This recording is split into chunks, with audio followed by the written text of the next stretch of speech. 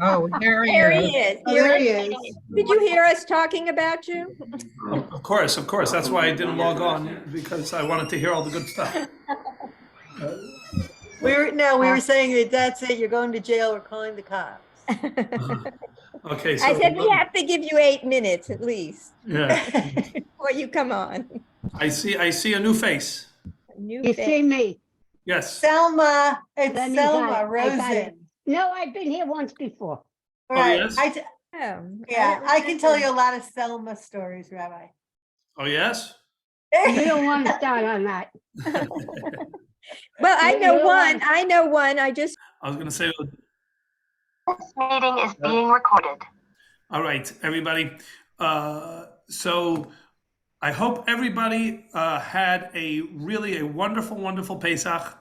I can tell you that over here, Pesach was beautiful and hectic. Pesach is not meant to be a relaxing holiday. That's what I've come. No. I thought that originally we were just doing it wrong, but now I realize that after many years, I looked at the system. There isn't a way to do Pesach where it is relaxing. It's meant to be intense, and it's meant to be busy, and it's meant to be loud and dynamic. And then maybe the second part of Pesach could be relaxing, but the Seder itself, the richness of the Seder, and the fact that there really isn't, even when telling the story, it's never passively just sitting there and telling the story. It's touching the matzah, it's drinking the wine, it's the maror, etc., etc. I shared a joke on Pesach that I actually heard from a blind person. So yeah, that gives me a license to say it, because I'm not saying it. I'm repeating the joke. It says what happens when a blind person picked up a piece of matzah? What did the blind Say, what person is say? this? He said, "What is this garbage?" What is this cardboard? No, he said, What? "What is?" He said, "Who wrote this garbage?" that's cute. That's cute. That's really cute. So I mean, Pesach is incredibly hands-on, and many people then believe, and this is kind of the point where I was going with this, that relaxing happens after Pesach, right? You sit there and you finish Pesach, and now you can sit back and relax. And Torah says, nope, not at all. Because starting from the second day of Pesach, Mimacharat HaShabbat, we begin a incredibly in-depth process of refinement and growth that does not let up all the way till Shavuot. And it is known as Sefirat HaOmer, counting the Omer. And if your assumption about Sefirat HaOmer is that it is a count in anticipation of the great day of receiving the Torah on Mount Sinai, you would only be half correct. It is not a count to a great and anticipatory count towards a great and wonderful day. And the proof of that is simply in the fact that what? We don't count down. If you're counting down, it doesn't make a difference. You're a child, you're an adult. If there's something you're really much looking forward to, and it's X number of days away, Yeah.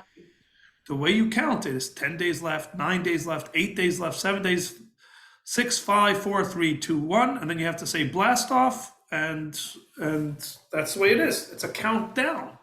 It's a countdown, always, because it's all about the day you're arriving at, and and your count is how many days away am I from this day.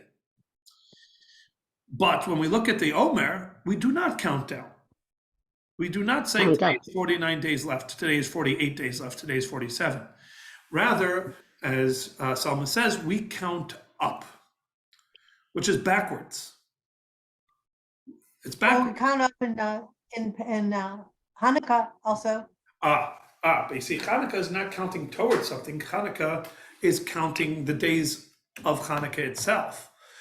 And that's why I was saying, Sefirat HaOmer, if you're looking at it as it's counting towards something, then it would be only half correct.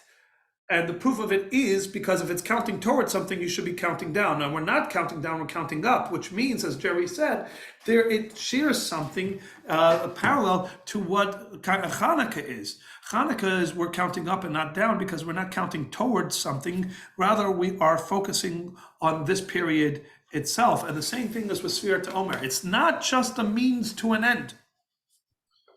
Or rather, it's not just an effort to get through these days, as quickly as possible to get to where we want to get to.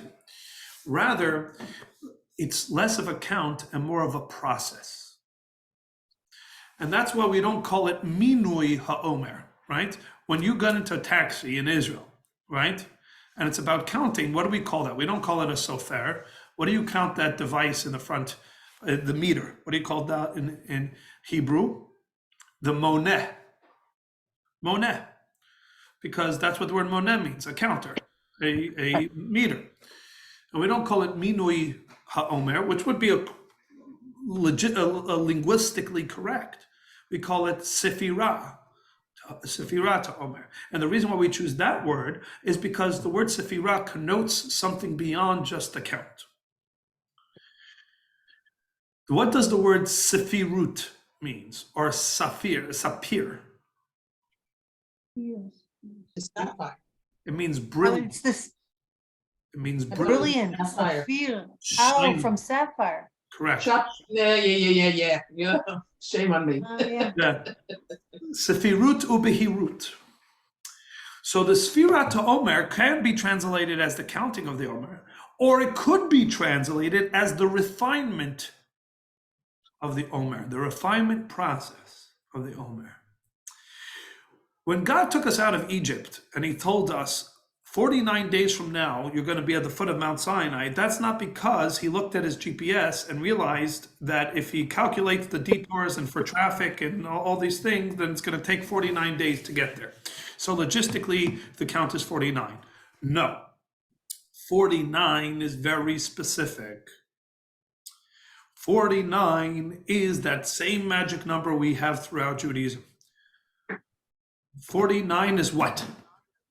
7 times 7. Is 7 times 7. Isn't 7 important? 7 is that magic number. Aren't we at the 49th level of impurity? Ah, very good. We see the 49 and 7. So let's talk about this.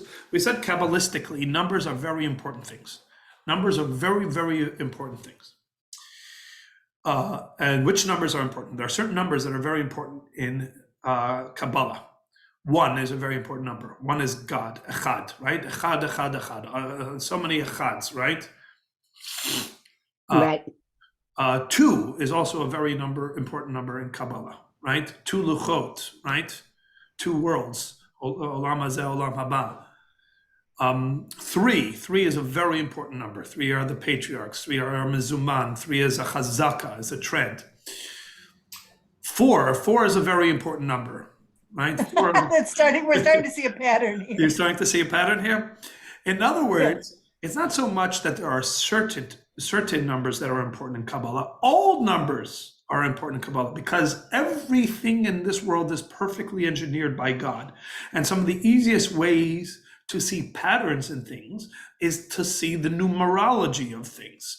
If you are that kind of mind, right? You're a geometry kind of person that you see in shapes, you see numbers, you don't just see shapes, you see math. So you are able to see numbers and things that are not blatantly numbers. Then you're a Kabbalist at heart. Because you start to see God's patterns in the absolute, God's signature. The number 3 keeps on cropping up, and when it crops up, it always means the same thing. And the number 4, in nature, not just in Torah, in nature, you look around the world and things that are supposed to be random and supposed to be chaos and supposed to be just dictated only by laws of nature and by no higher power without any purpose. And you start to see that the number 4 keeps on showing up and it keeps on meaning the same thing. And the number 5 keeps on showing up and it keeps on meaning the same thing, etc., etc. Then you come to start to see the God that's behind things. You see that there is a pattern. And that's, in fact, what said certain people that are like, that are savants, are number savants, start to believe in conspiracy theories. They say, what's going on here? This number keeps on showing up and it keeps on meaning the same thing. in a world that's supposed to be organic and natural and not have any type of kind of overarching or ulterior motive or purpose. And yet they see these numbers and they start to recognize what the fact that there is a master plan. Except they don't attribute it to a benevolent creator who is omnipotent and omnipresent and omnibenevolent. They start thinking the government's out to get them, right? And they start with the tin hat and whatever it is. But more importantly, numbers have meanings. Numbers mean things. God created the world in 7 days, not just 6 days. 6 days are the days Active. of creative production, and on day 7, God continued the creation process. He created the idea of transcendence. Now, similar to what we said, the 49 days from Egypt to Mount Sinai was not logistical. It wasn't because God needed 49 days to get the people from point A to point B. But rather, that's a very specific number. The same thing is with creation of the world. How many days would it have taken logistically for God to actually create? If it was purely logistical, if he was just saying, I need these amount of days to get the job done, how many days would that have taken? In a blink. Exactly. God could have said, let there be world, right? Mhm. Not let there be light, let there be world. Right? God said, let there be a tree. A tree is an entire world of atoms and molecules and various physiologies, et cetera, an animal. And God just said one word, let there be trees, or let there be animals, and there was the whole poof, there was a whole animal. So for the same price, God could have said, let there be world, right? In the split second, there would have been world. So why 7 days? So now we're getting into Kabbalah. Because there are 7 divine elements that underpin all of creation. They are the primordial ingredients. Everything that is created is some sort of melange of these 7.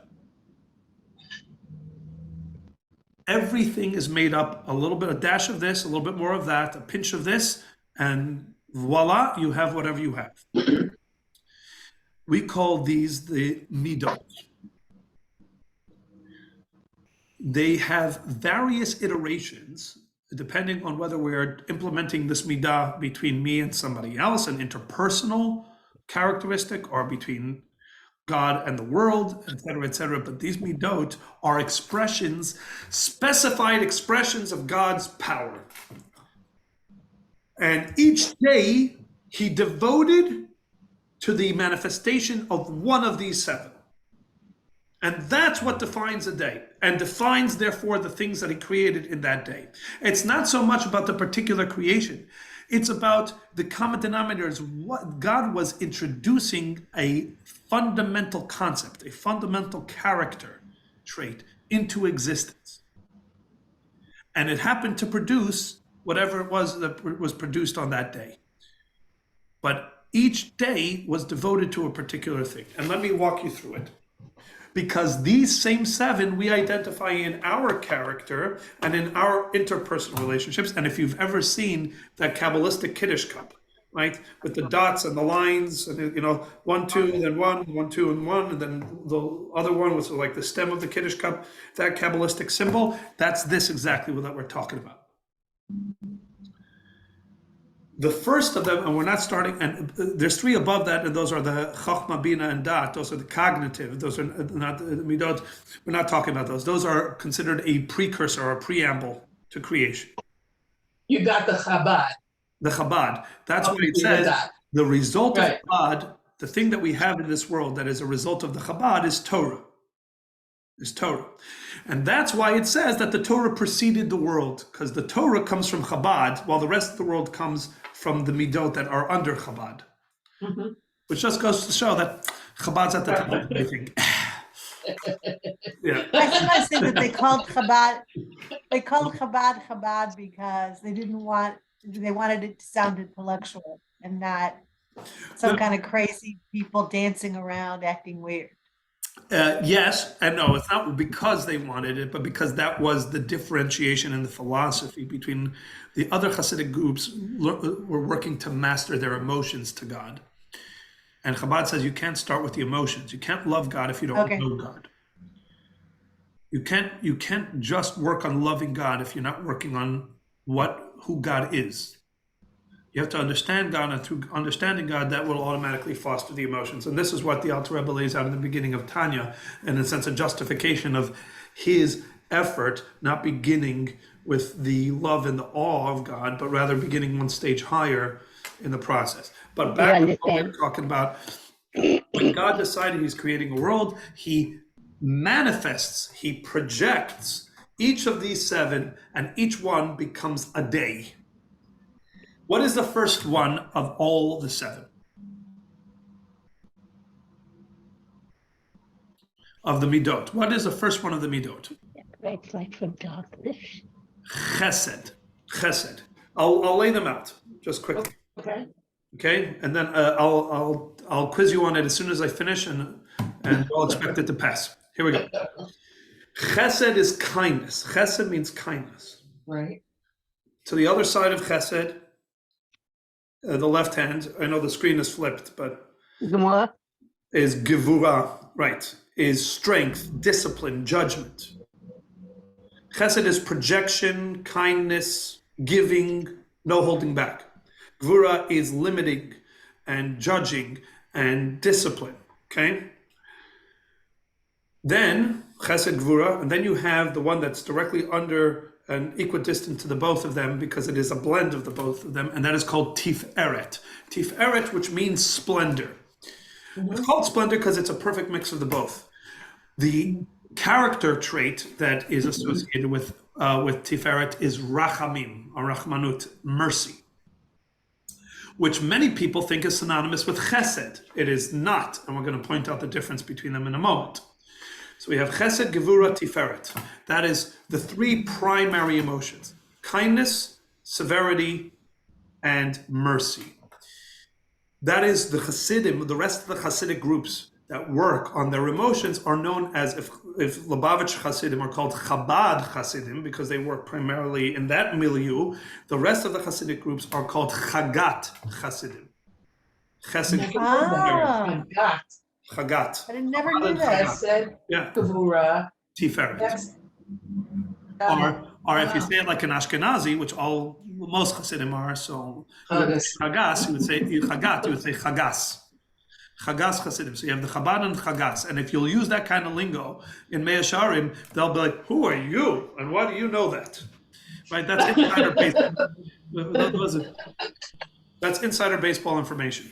So Chabad Hasidus versus Chagas Hasidus. Hasidus Chagas, which means that the Hasidus is to primarily work on Chesed, which is then kindness. And if you're turning it not to your fellow, but you're turning it towards God, that's love, right? Mm-hmm. Mm-hmm.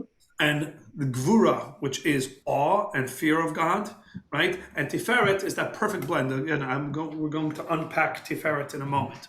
Okay. Rabbi, is Breslov considered for that? Oh, sure. All the rest. Back in the day, actually, there was more than just Lubavitch that was in the constellation of Chabad. Because, for example, in the 4th generation of Chabad, the Tzemach Tzedek was the 3rd Rebbe, had 7 children. All 7 became Rebbes and branched from the Chabad philosophy. So it wasn't, when you see Chabad Lubavitch, that's because there was Chabad Kapust. One of the sons moved to Kapust, another town, and he started Chabad Kapust.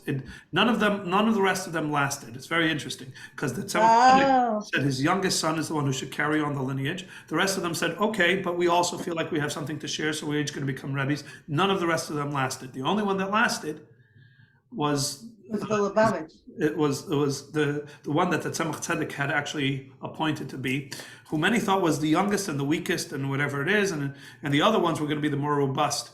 But it turns out that Tzemach Tzedek had divine understanding, and he knew that it was going to be his youngest son that was going to carry on the most viable branch, and that's in fact what happened. So really, there's not any longer any other Chabad Hasidic philosophies that are not Chabad Lubavitch. There was, they don't exist anymore. But either way, coming back to this, but all the rest, so you have Chabad Lubavitch, and then the rest are Chagaskas, Breslov, Belz, Ger, all those. All of them fall, Satmar, they all fall into the Chagas category. So I that's can hear you. that's what? No, you're frozen now. Am I still? Yeah. Yeah. Still frozen? You're okay. You're unfrozen, but it's kind of like on Choppy. and off, Very choppy. Still? choppy. Yeah, now you're frozen again. Okay. No, I guess for certain people and certain I people. hear Oh, you it moving. says that your bandwidth is low. Right, it says Chabad's network bandwidth is less. You see that? You see what happens? I start picking on the other Hasidic groups, and now they're saying Chabad. Right, There and you that's what go. happened. There you go. They attack Chabad. My mother would say, God punished you. Yeah. No, but you see, Pick against the it says Chabad's bandwidth is low. You see that? They're coming after Chabad. Anyways, okay, are we good? It's there. Yeah. Yes. Kind of choppy still, Okay. So, And both visually and, right. all right. You're If it kind keeps of up- fuzzy. If it, I hear you. okay, Rabbi, just try to be nice. okay. All right. Going forward. So that's we'll continue, and if it becomes impossible, somebody just speak up. But that's the first three. That's the first triad. Chesed, Gevura, Tiferet. Chesed, Gevura, Tiferet. The next level down is moving kind of from the internal emotion of kindness and discipline, and more in how you will then project your emotions outward. And you'll see what I mean in the next one. The next one, number 4, is Netzach. Netzach, which literally means victory or forever, right? Netzach nitzachim, right? And in terms of a character trait, it's perseverance. Perseverance. It's pushing through. Now, it falls in the same line, in the same column, the right column, as Chesed does. So it's under Chesed. Because it's that same idea, the projection. Chesed is projection, and perseverance is projection. On the opposite, I wouldn't guess that. yeah, Doesn't we'll seem see it. logical. You'll see. This is very fascinating stuff because we're going to then match it up to the days of the week and what was created on these particular days, and then you can have a deeper understanding of what the whole Genesis process was. On the other side, Okay. on the other side of the equation, you have Hod. Hod, which means glory. But what that means in this case is Netzach, I'm in your face. You want to know why I'm so special? Because I'm right here and I'm going to tell it to you. That's right. I'm going to get in your face and I'm going to make sure and I'm going to persevere and I'm going to shove it down your throat. Hod is I stand back. I'm glorious. I don't need to shove it in your face. You're going to come to me. Abstinence. Netzach is perseverance. Hod is abstinence. And that's why it's in the same column as Gevura, because Gevura is to limit, right? To not project. And Hod is the same thing. Netzach and Hod is you got to know when to hold them and you got to know when to fold them, right? You got to know when to play your hand no matter what, and you got to know when to hold back and not, right?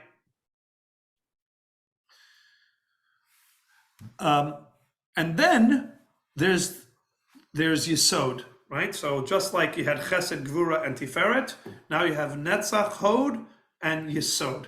Yesod literally means foundation. And in this case, it means strategy. Which again, we're going to see is like a perfect blend of knowing when to go and knowing when not to go. The perfect blend of that is strategy, foundation, okay? Okay. Sometimes I was a Civil War buff back in the day, just, I guess because the state of Maryland had Antietam And the Mason-Dixon line was the border of Maryland. And so when you're learning social studies, your state's involved in it. And so whatever it is, I found it fascinating. I also found it fascinating, a war between brothers, you know, the whole concept of how, and to me, one of the fascinating things about the Civil War, I don't know if many people know this, but what would happen if if a battalion of the North and the battalion of the South met, but the generals back at headquarters haven't given the command to fight, right? They both got to the battlefield a day early, right? And the commanders back in Washington and in Virginia or whatever it is haven't given the, what would they do? To me, this is shocking, FT. surprising, and Have tea together. and heartbreaking. They would play baseball. Oh, see? They would play baseball because they didn't really have anything against each other. It wasn't like they hated each other with a passion, and that it says speaks to kind of why it was a particularly horrific war. Because the truth is, I don't personally have a beef with you, and the next day they were shooting at each other because the commander said so. Just goes to show that war is a horrible, horrible thing. But either way, why do I bring up the Civil War? Because to a certain degree, 3 of the major generals associated with the Civil War can be plugged into these 3 character traits. Ulysses S. Grant, the general who eventually won the war for the North, what was he known for? Was he a brilliant tactician? No. Rabbi, it's so hard to hear you with the breaking up and the breaking. There's nothing you can do. Yeah, I'm going to try one thing here. I'm going to switch to my phone. We don't want to miss a syllable here, and we're missing a lot. Okay, let me switch right now to my phone. It just means that the recording is, I'm not going to really be able to get the recording. But you know what? We actually still will. I'll just have to make this silent. Give me one moment while I set this up.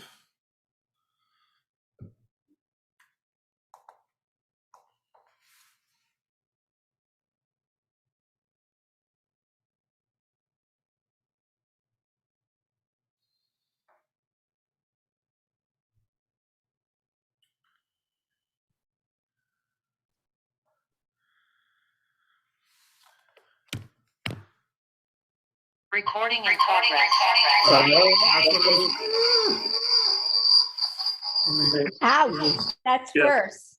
Yeah, no, because that was the reverb, because I have 2 devices playing at the same time. Much better. Okay, but we're better now? Yes. Okay. So, so what I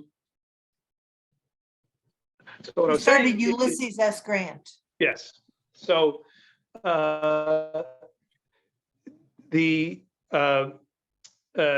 so the general of the North, he won the war. Why? How did he win the war? Not because he was a brilliant tactician, but because he knew he had more soldiers and resources than the South. So he just kept throwing the soldiers, right? He kept throwing soldiers at the North. I mean, at the South. persevere. That's Exactly. Right. That's Netzach. Whatever it takes to win. Right. The general before him. Anybody know the name of the main general of Lincoln's army prior to being fired and Grant being put in? Was a fellow named McClellan. McClellan had built the largest army that the United States had ever seen up until that point. It's called the Army of the Potomac. And why was he fired? Because he was too brilliant of a tactician. So that's your son. And no. And the time was never right for an attack. It was never the perfect time. He excelled in abstaining. So he didn't. Right. I got it. He excelled in abstaining. It was never the perfect time to attack. And Lincoln's like, we're losing the war because you haven't found the perfect time to attack. The perfect is the enemy of the good. Yeah. So he mastered abstinence, and he had always a very good reason to not attack. But the problem was abstinence is not always the answer. Sometimes you got to take the what's it called. You gotta move. Jump in. And the third general, who was a general who had less resources and less soldiers, but for a very long time was winning the war, because he was a master strategist, and that was Robert E. Lee. Again, I'm not talking about where they are in their politics. I'm talking about just Okay, where does Robert E. Lee? Robert E. Lee is Yesod. Robert E. Lee is Yesod. perfect, knowing when to attack, when to hold back, et cetera, et cetera. Not afraid to attack when the moment needs it, but holding back when it's advantageous. That's why when historians look back, they say the best general of the three was Lee. He did the most with the least amount, but Grant just, he had more to work with, so he eventually won the war. But that's the three. That's the three. And the last, in its own category, as it were, it's not part of a triad, is Malchut. Malchut, which means sovereignty. And what it is really to execute, but to execute using your influence, i.e. influence, or influencing, or influencer, right? If you're a king, your influence is obvious. Sometimes it's your charisma, sometimes it's your use of language, or whatever it is. But to take a character trait that you have and communicate it outward in a way that it has an impact, to influence, that's Malchut. Okay? No. I'm taking notes as you're speaking, so I'm looking at this graph, this chart, and it seems to me like it's upside down. It should be flipped on its head. That Malchut should be on the top, and very good. So if you go into deep Kabbalah, oh no, it actually says that what Malchut does, Malchut goes after kind of receiving from all these, it actually brings it out. It's a vehicle to bring it out. So I'm going through this internal process of all these things, and then I bring it out, and my Malchut becomes the Keter, becomes the crown that is the first of all the rest of the next stages of the process. So you're right, you're 100% right. This recipient at the end turns around and then becomes the head and the chief influencer of everything else that follows. wow. Just one more question. Next, Sure. Perseverance. We're pairing with Hod, which is abstaining. Yeah. I thought that one of our purposes in life towards getting to knowing Hashem is perseverance. Perseverance doesn't stop. There's not a time when you aren't persevering. So the answer is none of these are wrong character traits. All of these are good. That's why the opposite of kindness is not meanness. It's not being mean. Because all of these are valuable character traits. And there are times that the middle one is not the best. Sometimes you need to have perseverance even more than the strategy says. And sometimes you're going to need to have abstinence more than the strategy calls for. Because all of these have innate value. All of these have innate value. Mm-hmm. That's the point. These are all positive character traits. They all need to be there. Mm-hmm. So each one of them, we're not talking about valid or invalid. All seven of these are valid. But the fact that there are seven is indicative of the fact that they're not always valid. There are times where you need this and you need that. And we're going to go even further than that in a moment. It'll be very fascinating. So these seven are the building blocks of everything that later exists. And God introduces each one of these in its own day. What did God create on the first day? Light, right? But what does light mean? Because it's not light like we know light, because that he created on day 4 when he created the sun, moon, and stars, right? In fact, so much commentary spilled on what exactly was the light of day 1. Here's a better way and more sophisticated, and using the terminology of Kabbalah, what did God create on day 1? Projection, the very concept of projection, the very idea of emanation. God created not light, emanation. Because what did God introduce in the world on day 1? Chesed, the very idea that I am something and I am giving of that something outward. That is what God created on day 1. He introduced the concept of emanation. Wow.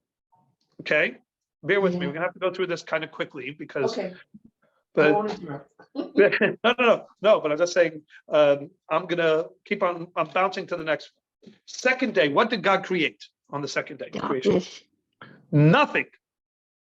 He did not create the seas. He did not create the heavens. It doesn't say he created that. It says he created division. He just divided. Lehavdil, right? That God separated the waters. God didn't create anything. What he did is he established boundaries and limitations. Gevura. He introduced the concept of limitations and boundaries and discipline. So to offset the projection of day one, he says, and there's going to be adkan, right? There's going to be projection, but not unlimited projection. There's going to be boundaries and limitations. So after God created projection on day one, on day two, he created limitation. And that's exactly what it says he created on day two. He didn't add anything new of substance. He just introduced the concept of dividing, that there'll be a heaven and the waters above and the waters below. That's why, by the way, it does not say ki tov on the second day of creation. Because there was nothing he could point out and say, that I made and that is good. And also because division in and of itself is not good. Division is sometimes a necessary means to an end. So I'm going to withhold it is good until what? Until I get to the end. And then I can validate the division from yesterday. And that's in fact God, what that's happened. so deep.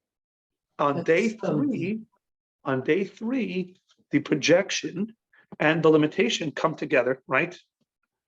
On day three, what happens? God says the waters that were separated will allow for new land to sprout forth, division and projection. And on that day, God says, Ki Tov twice, once for yesterday. Now the limitation has borne fruition, quite literally borne fruit. And so now I can say a Ki Tov on yesterday as well as for today. And that is Sefirat. And that is the third character trait, a perfect blend of day one and day two coming together to yield results.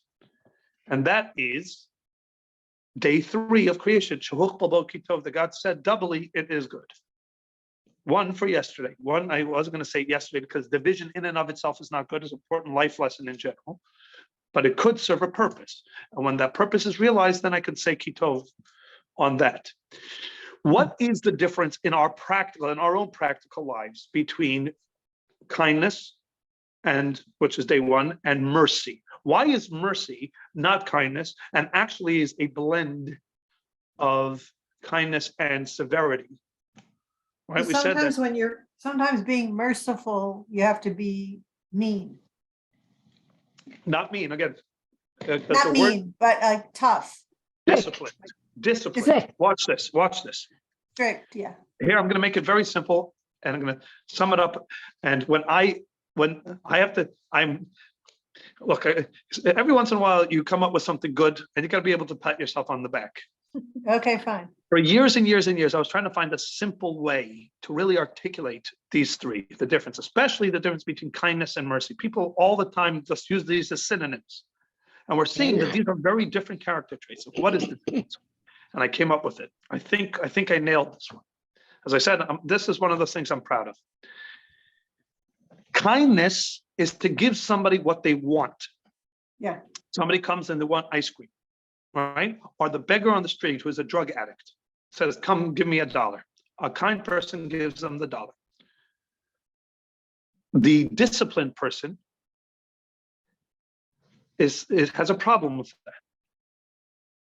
Has a problem with you just willy-nilly. Says you're not focused on this guy at all. You don't know what kind of guy this person is. Maybe they deserve the $1, maybe they don't deserve the $1, right? Maybe this person's asking for an ice cream and what he deserves is a slap in the face, right? Where's the judgment?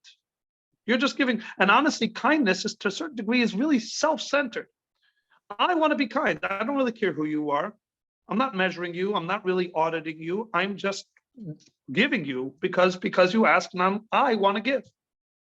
Right? Make That's why myself feel good. Avram is a kind person, even when there's no travelers, right?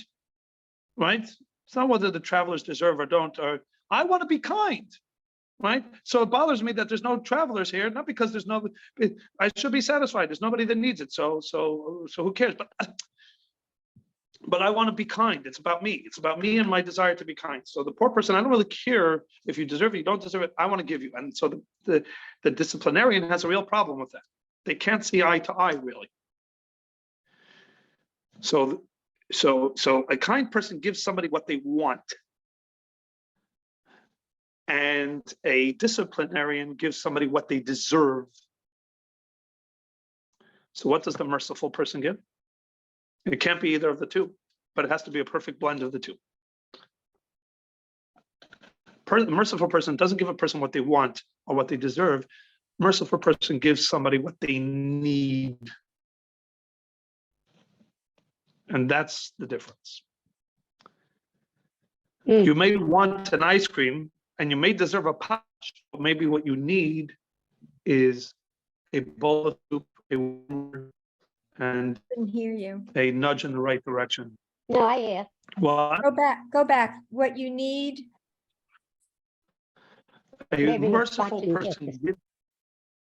a merciful person, do you hear me? it's hard. You're breaking. Hard.